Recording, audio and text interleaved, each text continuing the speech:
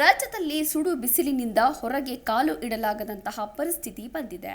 ಈ ಬೇಸಿಗೆಯ ಶಾಖದಿಂದ ನಿಮ್ಮ ಸಸ್ಯಗಳನ್ನು ರಕ್ಷಿಸುವುದು ಕಷ್ಟವಾಗಿದೆಯಾ? ಹಾಗಾದ್ರೆ ಚಿಂತೆ ಬೇಡ. ಅದಕ್ಕಾಗಿ ಇಲ್ಲಿವೆ ಕೆಲವೊಂದು ಟಿಪ್ಸ್ಗಳು. ಇದು ನಿಮ್ಮ ಸಸ್ಯಗಳನ್ನು ಸೂರ್ಯನ ಶಾಖದಿಂದ ರಕ್ಷಿಸುತ್ತೆ. ಹೊತ್ತು ಏರ್ತಾ ಇದ್ದಂಗೆ ನೆತ್ತಿ ಸುಡುವ ಧಗೆಯ ಬಿಸಿಲು ಮನುಷ್ಯರನ್ನ ಹಿಂಡಿ ಹಿಪ್ಪೆ ಮಾಡ್ತಾ ಇದೆ. ಮನುಷ್ಯರಿಗೆ ಇಷ್ಟು ಕಷ್ಟವಾದ್ರೆ ಸಸ್ಯ ಜೀವಿಗಳ ಪರಿಸ್ಥಿತಿ ಹೇಗಿರ್ಬೋದು ಅಲ್ವಾ? ಈ ಸುಡು ಬೇಸಿಗೆಯ ಶಾಖದಿಂದ ನಿಮ್ಮ ಸಸ್ಯಗಳನ್ನ ಸಂರಕ್ಷಿಸಲು ಮಾರ್ಗಗಳನ್ನ ಹುಡುಕ್ತಾ ಇರೋರಿಗೆ ಇಲ್ಲಿ ಕೆಲವೊಂದು ಟಿಪ್ಸ್ಗಳಿವೆ. ಇವುಗಳನ್ನ ಫಾಲೋ ಮಾಡೋದ್ರಿಂದ ನೀವು ಬೇಸಿಗೆಯಲ್ಲೂ ಕೂಡ ನಿಮ್ಮ ಉದ್ಯಾನವನ್ನ ಹಚ್ಚ ಹಸಿರಾಗಿ ಉಳಿಸಿಕೊಳ್ಳಬಹುದಾಗಿದೆ.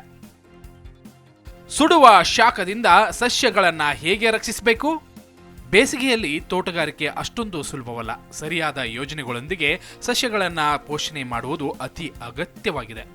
ನಮ್ಮಿಂದಾಗುವ ಒಂದು ಸಣ್ಣ ತಪ್ಪು ಕೂಡ ಸಸ್ಯಗಳ ಮೇಲೆ ದೊಡ್ಡ ಪ್ರಭಾವ ಬೀರಬಹುದು. ಅದನ್ನು ತಡೆಯಲು ಅನುಸರಿಸಬೇಕಾದ ಮಾರ್ಗಗಳನ್ನು ನೋಡ್ತಾ ಹೋಗೋಣ ಬನ್ನಿ. ಹವಾಮಾನವನ್ನ ಅರ್ಥ ಮಾಡಿಕೊಳ್ಳೋದು ಅಗತ್ಯ. ಉದ್ಯಾನವನ್ನ ಆರೋಗ್ಯವಾಗಿ ಇಡಲು ನಿಮ್ಮ ಪ್ರದೇಶದ ಹವಾಮಾನವನ್ನ ತಿಳಿದುಕೊಂಡಿರಬೇಕು. ಭಾರತದಲ್ಲಿ ಬೇಸಿಗೆಯ ದಿನಗಳು ದೀರ್ಘವಾಗಿರುತ್ತವೆ. ಒಂದು ಪ್ರದೇಶದಿಂದ ಮತ್ತೊಂದಕ್ಕೆ ವ್ಯತ್ಯಾಸಗಳು ಕಂಡುಬರುತ್ತವೆ. ಬೇಸಿಗೆಯ ಸಮಯದಲ್ಲಿ ನಮ್ಮಲ್ಲಿ ಹೆಚ್ಚಾಗಿ ಬೆಳೆಯುವ ಗಿಡಗಳಂದ್ರೆ ದಾಸವಾಳ, ಮಾರಿಗೋಲ್ಡ್, ಕರಿಬೇವಿನ ಗಿಡ, ಮಲ್ಲಿಗೆ ಮುಂತಾದವುಗಳು. ಇವುಗಳು ಸ್ಥಳೀಯ ಸಸ್ಯಗಳಾಗಿದ್ದು ಸಾಮಾನ್ಯವಾಗಿ ಎಲ್ಲರ ತೋಟದಲ್ಲಿಯೂ ಇರುತ್ತವೆ. ಹಾಗಾಗಿ ಹವಾಮಾನ ನೋಡಿಕೊಂಡು ಸರಿಯಾದ ಸಸ್ಯಗಳನ್ನು ಆರಿಸಿ ಅವುಗಳನ್ನು ಬೆಳೆಸಬಹುದು. ಮಣ್ಣಿನ ತೇವಾಂಶಕ್ಕೆ ಹಸಿರು ಗೊಬ್ಬರ ಬಳಸಿ. ಬೇಸಿಗೆಯಲ್ಲಿಯೂ ಮಣ್ಣಿನ ತೇವಾಂಶವನ್ನು ಉಳಿಸಿಕೊಳ್ಳಲು ಮತ್ತು ಕಳೆಗಳ ಬೆಳವಣಿಗೆಯನ್ನು ತಡೆಯಲು ಮಲ್ಟ್ ಮಾಡಬೇಕು. ಮಲ್ಟ್ ಮಾಡುವುದಂದ್ರೆ ಚೂರು ಚೂರು ಎಲೆಗಳು, ಒಣ ಹುಲ್ಲಿನ ಅಥವಾ ತೆಂಗಿನ ಸಿಪ್ಪೆಯಂತಹ ಸಾವಯವ ಪುಡಿಗಳನ್ನು ಸಸ್ಯಗಳ ಸುತ್ತಲೂ ಹಾಕುವುದು. ಹೀಗೆ ಮಾಡೋದ್ರಿಂದ ಸಸ್ಯಗಳು ಉತ್ತಮವಾಗಿ ಬೆಳೆಯಲು ಸಹಾಯ ಮಾಡುತ್ತದೆ. ಮಲ್ಟಿಂಗ್ ಮಣ್ಣಿನ ತಾಪಮಾನವನ್ನು ನಿಯಂತ್ರಿಸಲು ಸಹಾಯ ಮಾಡುತ್ತದೆ. ಸಸ್ಯದ ಬೇರುಗಳನ್ನು ತಂಪಾಗಿರಿಸುತ್ತದೆ ಮತ್ತು ಸೂರ್ಯನ ಶಾಖದಿಂದ ರಕ್ಷಿಸಲ್ಪಡುತ್ತದೆ. ಹಾಗಾಗಿ ಬೇಸಿಗೆಯ ಉದ್ದಕ್ಕೂ ಹಸಿರು ಗೊಬ್ಬರವನ್ನು ಹಾಕಲು ಮರಿಬೇಡಿ. ಮಣ್ಣನ್ನು ನವೀಕರಿಸುವುದು ಉತ್ತಮ.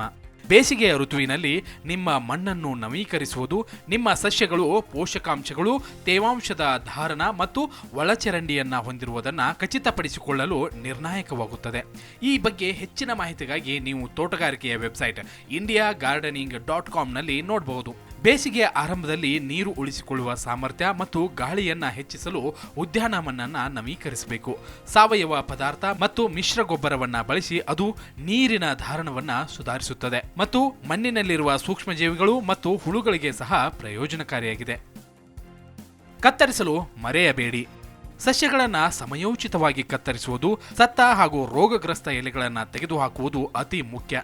ಇದು ಸಸ್ಯದ ಆರೋಗ್ಯವನ್ನು ಉತ್ತೇಜಿಸುತ್ತದೆ, ಜೊತೆಗೆ ಶಿಲೀಂಧ್ರ ರೋಗಗಳನ್ನು ತಡೆಗಟ್ಟಬಹುದು. ಅಲ್ಲದೆ ನಿರಂತರ ಹೂ ಬಿಡುವಿಕೆಯನ್ನು ಉತ್ತೇಜಿಸುವ ಮತ್ತು ಕಳೆಗಳನ್ನು ತೆಗೆದುಹಾಕಲು ಸಹಾಯ ಮಾಡುತ್ತದೆ.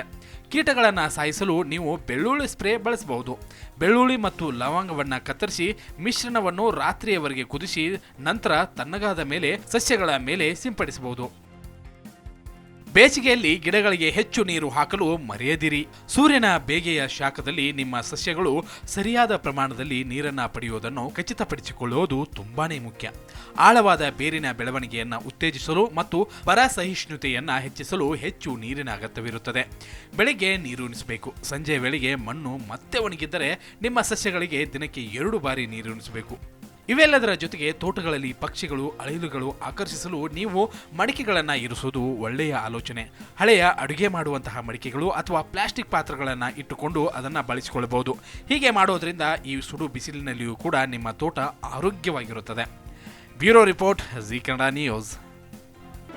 ಜಿ ಕನ್ನಡ ನ್ಯೂಸ್ ಈಗ ನಿಮ್ಮ ಮನೆಯಲ್ಲೇ ನೋಡಿ.